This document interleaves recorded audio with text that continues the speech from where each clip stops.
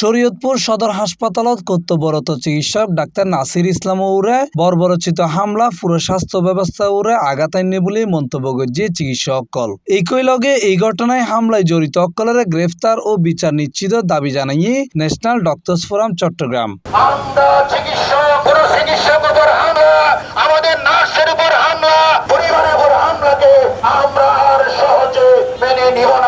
অমানসিক হামলার প্রতিবাদে national doctors forum সোমবার মের 18 তারিখ চট্টগ্রাম মেডিকেলের সামনে ন্যাশনাল ডক্টরস ফোরামের উদ্যোগে মানববন্ধন ও প্রতিবাদ সমাবেশ চিকিৎসক এইসব কথা হয়।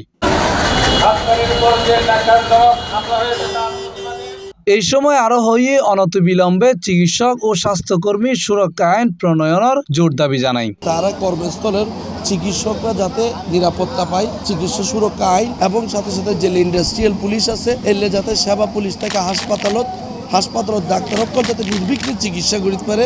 আর এই প্রতিবাদের লাই আজকে মানববন্ধন। শরীয়তপুর সদর হাসপাতালে 48তম বিসিএস কর্মকর্তা ডাক্তার নাসিরের উপর দুষ্কৃতিকারী কর্তৃক যে নৃশংস হামলা হয়েছে তা আসলে ভাষায় প্রকাশ করা যায় না। বক্তাক্কল আরো হইয়ে চিকিৎসকল নিজের জীবন ঝুঁকি লইরে রোগী অকলের সেবা দিজার। এরপরও দেশ জুড়ে চিকিৎসকলের উড়ে একের পর এক বর্বরচিত হামলা হনভাবে মানিল না যায়। শরীয়তপুর সদর হাসপাতালত আর ছোট ভাই 48তম বিসিএস যে কর্মকর্তা ডাক্তার নাসিরের উপর কিছু দুষ্কৃতিকারী তারে অমানবিক ভাবে নির্যাতন করছে, তার উপর চরম ভাবে আঘাত করছে। বর্তমানে ও ঢাকা মেডিকেলত আইসিইউ মৃত্যুসজ্জায় আছে।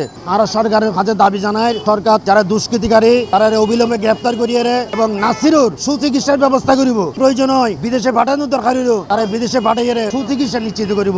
মৃত্যু লইয়ে তারা যেভাবে আচরণ করল এই আচরণকে প্রতিবাদ হতে পারে, কিন্তু ফৌজদারি অপরাধ গরিবের কোনো অধিকার কারণে ওই রোগীটা কার্ডিওজেনিক শক নিয়ে আসছে। আসলে স্বাস্থ্য সচেতনতা জ্ঞানও আমাদের সবার দরকার। কার্ডিওজেনিক শকে থাকলে হার্ট চলে না, ব্লাড প্রেশার থাকে না। তাকে বলা হয়েছে যে আপনার রোগীটা খারাপ, এরপর আপনি চাইলে উন্নত চিকিৎসার জন্য ঢাকায় নিয়ে যেতে পারেন। তারা বন্ড সাইন দিয়েছে, এরপরেও রোগী মৃত্যু হয়ে গেলে এটা তো ডাক্তারের দোষ না।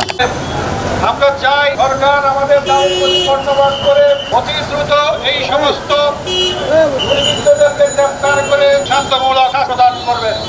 শরীয়তপুর হাসপাতালে যে নির্মমভাবে হামলা করা হয়েছে তা জাতীয় সোশ্যাল মিডিয়াতে দেখে সবাই বিস্মিত হয়েছে। C+ TV Chittagong.